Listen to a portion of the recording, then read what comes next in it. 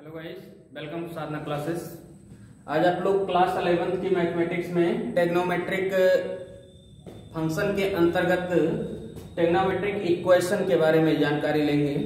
Trigonometric equation किसे कहते हैं, त्रिकोणमितीय समीकरण किसे कहते हैं और उसे किस प्रकार से हल किया जाता है, और उसमें कुछ महत्वपूर्ण इक्वेशन के बारे में चर्चा करेंगे। तो सबसे पहली बात आती है कि टेग्नोमेट्रिक इक्वेशन या त्रिकोणमितीय फंक्शन या त्रिकोणमितीय समीकरण किसे कहते हैं। तो आप जानते हैं कि समीकरण जो होता है उसमें हमेशा दो पक्ष होते हैं। तो ऐसी ही बात जब त्रिकोणमितीय समीकरण की होगी या टेग्नोमेट्रिक इक्वेशन की होगी तो उसकी परिभाषा कुछ इस प्रकार से बनेगी कि जैसे ऐसा समीकरण जिसमें किसी त्रिकोणमितीय फलन के, किसी अज्ञात कोण के त्रिकोणमितीय फलन के सम्मिलन से जो समीकरण बनता है उसे हम त्रिकोणमितीय समीकरण कहते हैं। या आप कह सकते हैं कि अज्ञात कोणों के त्रिकोणमितीय फलन से बने समीकरण को त्रिकोणमितीय समीकरण कहते हैं। जैसे एग्जाम्पल के तौर पर आप लिख सकते हैं साइन थीटा इक्वल टू 1/2। इसमें आप देख रहे हैं क्या कि दो पक्ष भी है और कोण जो हमने कहा था कि अज्ञात कोण, तो कोण यहाँ पर अज्ञात है। अब इसकी परिभाषा में महत्वपूर्ण क्या है, एक तो अज्ञात कोण, अज्ञात कोण, अज्ञात कोण के त्रिकोणमितीय फलन, अज्ञात कोण के त्रिकोणमितीय फलन से बना समीकरण त्रिकोणमितीय समीकरण कहलाता है। अब इसके बाद जो है त्रिकोणमितीय समीकरण के मूल या रूट उसे कैसे ज्ञात करते हैं उसको देखिए। जैसे अभी आपको बताया गया कि साइन थीटा इक्वल टू 1/2। अब हमें जब इसका रूट या मूल ज्ञात करना होगा तो करेंगे क्या, जैसे यहाँ पर साइन थीटा बराबर 1/2 है। अगर हमें इसकी वैल्यू ज्ञात है तो इसकी वैल्यू लिखेंगे। साइन थीटा किसकी वैल्यू होती है, तो साइन 60 अंश की वैल्यू होती है। लेकिन 11th स्टैंडर्ड में मैक्सिमम कोशिश कर साइन थीटा बराबर होता है क्या, अब यहाँ साइन 30 हो जाएगा क्योंकि साइन 30 की वैल्यू 1/2 होती है। अब यहां से हम अगर कोणों की तुलना करें, कोणों की तुलना करेंगे तो क्या हो जाएगा, थीटा इक्वल टू 30 डिग्री। वैसे इसे इस प्रकार से लिखते नहीं हैं, 11th में आप लिखेंगे। जब स्टैंडर्ड जैसे जैसे आगे जाता है वैसे ही वैल्यू को लिखने का तरीका भी चेंज होता है। तो यहाँ हम लिखते हैं साइन थीटा, तो ये तो रहेगा ही, लेकिन इस साइन 30 अंश को हम चाहें तो इस प्रकार भी लिख सकते हैं, साइन π/6। आप जानते हैं पाई का मान होता है 180 और 6 से जब भाग दे देते हैं तो ये 30 अंश ही आता है। तो ये साइन π/6 लिखा जाएगा, तो वहां पर थीटा बराबर क्या आएगा, π/6 आएगा। तो इस प्रकार से हम इसके मूल को ज्ञात करते हैं। कुछ मुख्य सॉल्यूशन जो लिखने का तरीका है उसको देख लेते हैं। जैसे कि अगर हमने कहीं त्रिकोणमितीय समीकरण को हल किया और उसमें कुछ इस प्रकार से मान प्राप्त हो रहा है कि साइन थीटा बराबर साइन अल्फा, तो इसको हम सॉल्व करेंगे तो इसका व्यापक मान या मुख्य मान जो होता है, मुख्य मान तो आपको थीटा इक्वल टू अल्फा मिलेगा, लेकिन जब व्यापक मान की बात की जाएगी तो कुछ इस फॉर्म में लिखा जाता है n pi -1 plus -1 to the power n alpha, कुछ इस तरह से लिखेंगे। कॉस की बात की जाए अगर, तो कॉस थीटा इक्वल टू, अगर कॉस अल्फा के फॉर्म में आएगा तो यहाँ व्यापक मान लिखेंगे theta equal to 2n pi plus minus alpha. अगर टेन थीटा की बात की जाएगी तो tan theta equal to tan alpha के फॉर्म में अगर है तो वहां थीटा का व्यापक मान क्या होगा, n पाई प्लस अल्फा।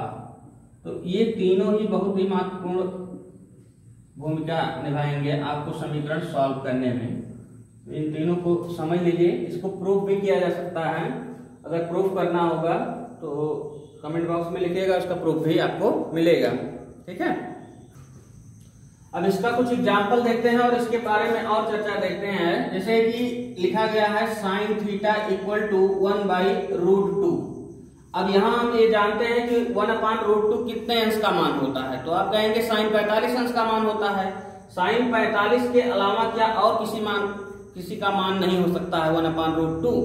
तो इसके लिए अगर आपको नहीं याद है तो आप इस सारणी की सहायता ले सकते हैं, प्लस प्लस प्लस और plus minus minus minus minus plus minus plus minus. ठीक है, इससे अगर हम देखें तो साइन पहले चतुर्थांश में है प्लस में, दूसरे में भी प्लस में है। इसका अर्थ यह निकल रहा है कि अगर यहाँ 45 अंश का मान धनात्मक साइन में है तो यहाँ भी 135 अंश यानी कि 45 अंश यहाँ भी धनात्मक आएगा। तो चूंकि ये दूसरे चतुर्थांश की बात हो रही है तो 90 + 45 यानी कि 135 अंश का मान भी 1/√2 होता है। तो अब जब दो मान हो रहे हैं या और भी हो सकते हैं, 135 हो रहा है उसके बाद 360 तक के बीच में नहीं होगा, 360 से जब आगे निकल जाएंगे हम यानी कि 405 अंश की बात की जाएगी तो भी इसका मान 1/√2 ही होगा। इसी वजह से ये theta equal to n pi plus minus 1 to the power n alpha लिखा जाता है, क्योंकि इसमें n का मान हम परिवर्तित करते रहेंगे और वो हर एक वैल्यू प्राप्त होगी जो कि हम यहाँ ज्ञात करना चाहेंगे। जैसे साइन थीटा इक्वल टू 1/√2 हमने सोचा क्या कि 45 अंश का मान होता है, लेकिन 45 के अलावा 135 भी होता है, 405 भी होता है, उसके आगे अगर हम जाएंगे तो भी यह मान हमें प्राप्त होता रहेगा। ठीक है, तो इसी वजह से इसको व्यापक मान लिखने के लिए इस फार्मूले का प्रयोग किया जाता है ताकि हर एक मान उसमें आ जाए। ठीक है, अब देखते हैं इसको कैसे सॉल्व करेंगे।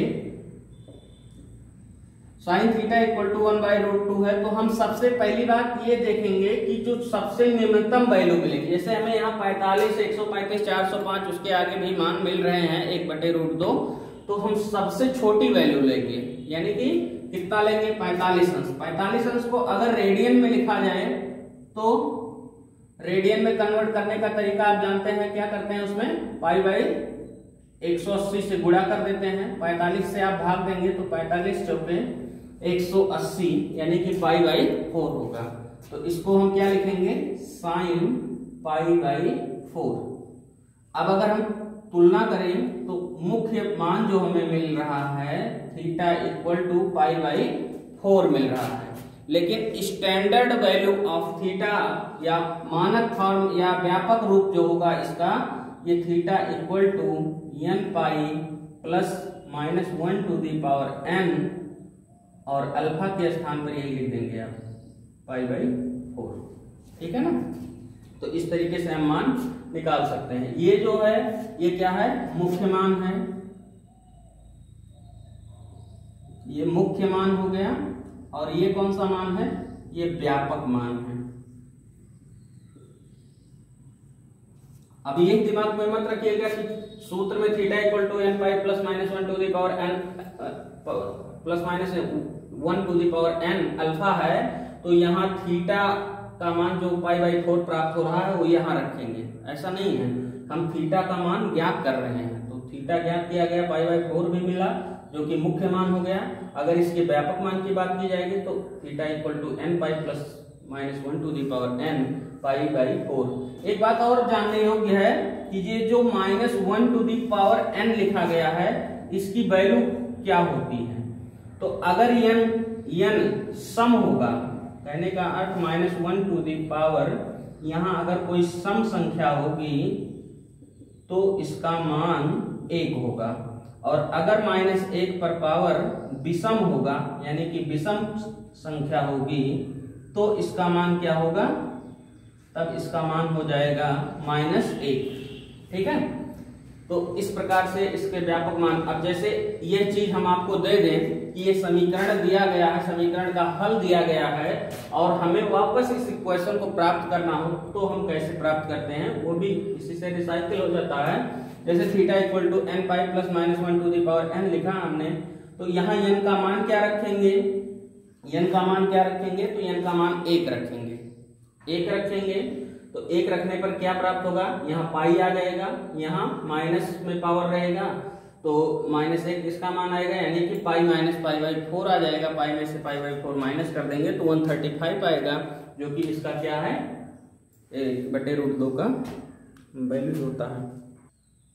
अगला जो है जैसे cos थीटा इक्वल टू √3/2 है, तो cos थीटा इक्वल टू √3/2, काश में √3/2 कितने अंश का मान होता है यह आप जानते हैं। तो काश में कितने अंश का मान √3/2 होगा, तो आप बताएंगे कि 30 अंश का मान √3/2 होता है। तो काश 30 अंश का मान √3/2 यानी cos थीटा इक्वल हो जाएगा, यहाँ क्या लिखेंगे इसके स्थान पर, तो cos π/6 लिखेंगे, क्योंकि रेडियन में लिखते हैं हम मान को, तो पाई का मान 180 में 6 से भाग दिए 30 अंश ही आएगा। तो अब यहाँ से अगर मुख्य मान पूछा जाए, दो प्रकार से प्रश्न पूछ सकता है, एक तो मुख्य मान पूछा जाता है, दूसरा व्यापक मान पूछा जाता है। अगर मुख्य मान पूछेगा तो क्या होगा, तो थीटा इक्वल टू π/6 हो जाएगा। अगर व्यापक मान की बात की जाएगी, इसका मुख्य मान क्या होगा, तो मुख्य मान थीटा इक्वल टू π/6 हो गया। व्यापक मान की बात की जाएगी तो व्यापक मान थीटा इक्वल टू, अब आप ये देखिए कि cos theta equal to cos alpha में क्या लिखा जाता था, तो यहाँ theta equal to 2n pi plus minus alpha होता है, और जो भी हम यहाँ थीटा का मान ज्ञात करते हैं यही रखते हैं। तो ये हो जाएगा क्या, theta equal to 2n pi plus minus alpha के स्थान पर आ जाएगा π/6। That's your answer. अगला क्वेश्चन है, find the general solution of tan theta equal to -1/√3। अब यहाँ पर देखिए tan थीटा इक्वल टू -1/√3 दिया गया है, इसको किस प्रकार से सॉल्व करेंगे। तो इसको सॉल्व करेंगे तो सबसे पहले लिख लीजिए tan थीटा इक्वल टू -1/√3।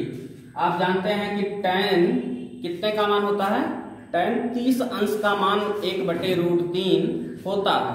अब चूंकि यहाँ पर ऋणात्मक वैल्यू दी गई है, तो ये हो जाएगा क्या, tan theta equal to tan -30 अंश को किस में लिखते हैं, रेडियन में, किस, तो ये -π/6 हो गया। क्योंकि यहाँ पर ऋणात्मक मान था इसीलिए यहाँ पर ऋणात्मक लिखा गया। अगर मुख्य मान की बात की जाएगी तो थीटा इक्वल टू क्या होगा, -π/6 हो जाएगा, ठीक है।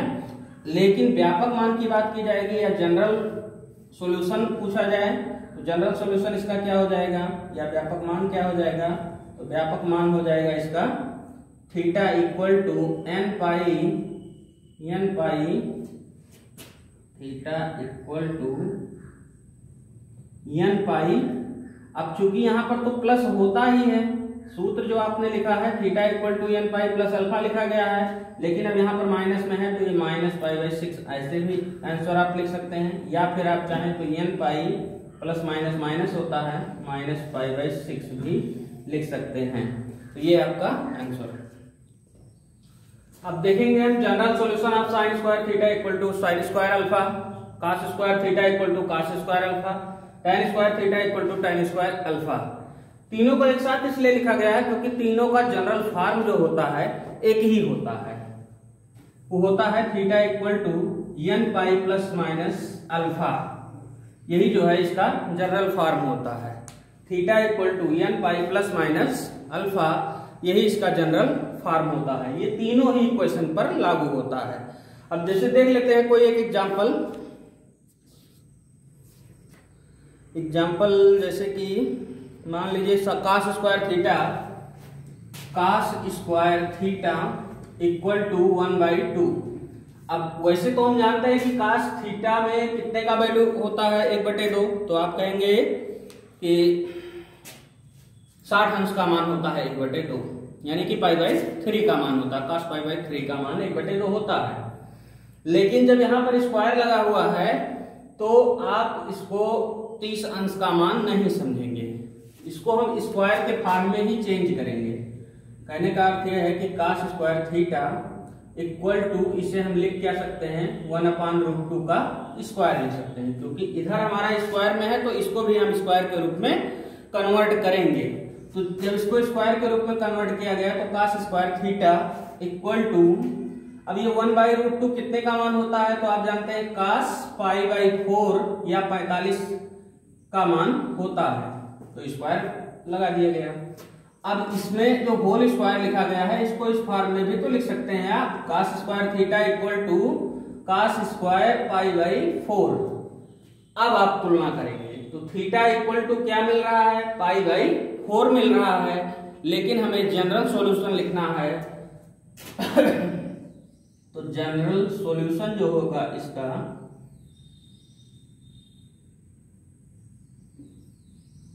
General solution theta equal to n pi plus minus, ये तो लिखना ही है, बस चेंज क्या हो रहा है, थीटा को रिप्लेस कर देंगे या अल्फा को रिप्लेस कर देंगे क्या, पाई बाई 4। तो ये आपका हो गया जनरल सॉल्यूशन। फिर से एक बार इसको समझें। एक अगर आप इसमें से अच्छे से समझ गए तो पूरा आप आसानी से कर सकते हैं। जैसे cos square theta equal to 1/2 दिया गया, cos कितने का मान 1/2 होता है, तो आप कहेंगे cos 60 अंश का मान 1/2 होता है, लेकिन हमें स्क्वायर के फॉर्म में दिया गया है, तो हम डायरेक्टली इसका मान ना रख करके पहले इसको हम स्क्वायर के फॉर्म में चेंज करेंगे। जब स्क्वायर के रूप में बदलेंगे तो क्या होगा, तो ये 1/2 जो है ये 1/√2 का स्क्वायर बनेगा, क्योंकि √2 का वर्ग क्या होता है, 2 होता है। तो अब 1/√2 कितने का मान होता है, तो आप कहेंगे cos π/4 का मान होता है। अब cos π/4 पर स्क्वायर लगा हुआ है, तो इसको हम इस फॉर्म में लिखेंगे, यानी कि cos स्क्वायर π/4 लिखेंगे और तुलना करेंगे तो थीटा इक्वल टू π/4 मिल रहा है, तो theta equal to n pi plus minus π/4, that's your answer. cos 2 theta equal to cos square theta, next example है। तो cos 2 थीटा वैसे हम जानते हैं, cos के कई फार्मूले जानते हैं। cos 2 थीटा इक्वल टू होता है क्या, एक तो होता है cos square minus sine square, दूसरा होता है 1 माइनस 2 साइन स्क्वायर थीटा, तीसरा होता है 2 cos स्क्वायर थीटा माइनस 1, और चौथा होता है 1 minus tan square upon 1 plus tan square theta. इतने सारे सूत्र हमको मालूम है, लेकिन हम इसमें प्रयोग किसका करेंगे, जो cos केवल और केवल cos के रूप में हो। तो ऐसा कौन सा सूत्र है, वो है 2 cos square theta minus 1 equal to cos square theta. जब भी 2 थीटा के फॉर्म में कोई भी टर्म दिया होगा तो अगले टर्म को ध्यान में रख करके हम उसका सूत्र ओपन करेंगे। जैसे यहाँ पर cos स्क्वायर था, तो इसीलिए इसमें cos स्क्वायर का फॉर्म किया गया। अगर यहाँ पर sin स्क्वायर लिखा होता तो हम sin स्क्वायर वाला ही फार्मूला ओपन करते। अब इस cos स्क्वायर को इधर पक्षांतर करेंगे और -1 को उधर, तो ये हो जाएगा क्या, 2 cos square theta minus cos square theta equal to 1। 2 cos square में से cos स्क्वायर माइनस हो जाएगा, तो आ जाएगा cos square theta equal to 1। अब देखिए यहाँ पर भी स्क्वायर का ही फॉर्म है, और स्क्वायर फॉर्म में हम क्या करते हैं, तो एक कितने अंश का मान होता है, इसको रखने से पहले हम पहले इसको स्क्वायर के फॉर्म में लिखेंगे। क्योंकि एक का वर्ग एक ही होता है, तो नहीं भी लिखेंगे, डायरेक्ट भी आप लिख सकते हैं। अब cos में कितने अंश का मान 1 होता है, तो आप बताएंगे क्या, 0 अंश का मान 1 होता है ना, तो cos 0 लिखा जाएगा, लेकिन स्क्वायर है तो यहाँ स्क्वायर हो जाएगा। अब थीटा इक्वल टू क्या मिल रहा है, 0 मिल रहा है। वहां व्यापक मान में क्या लिखते हैं, theta equal to n pi plus minus alpha लिखते हैं, तो यहाँ हो जाएगा क्या, theta equal to n pi plus minus alpha के स्थान पर 0 है, तो यहाँ हम लिख देंगे 0 अंश। अब इसको हम चाहें तो ऐसे भी लिख सकते हैं, क्योंकि 0 का कोई मतलब रह नहीं जाएगा, थीटा इक्वल टू n पाई। ये आपका आंसर। इसी प्रकार से बहुत सारे क्वेश्चन आप सॉल्व कर सकते हैं। आपके पास बुक उपलब्ध हो अगर, तो आप सॉल्व करिए, जो भी समस्या हो उसको कमेंट बॉक्स में लिखिए। और तब तक के लिए धन्यवाद।